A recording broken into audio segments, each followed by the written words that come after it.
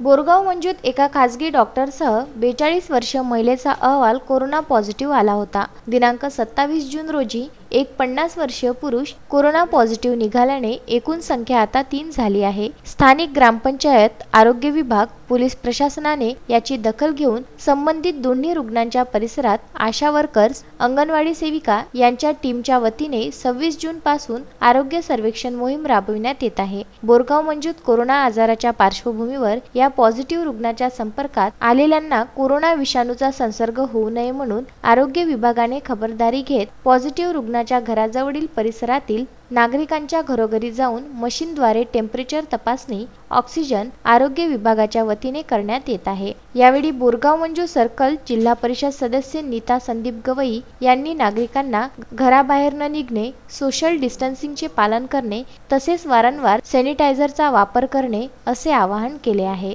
Mohammed Shariq, Vidarbha news, Borgaon Manju.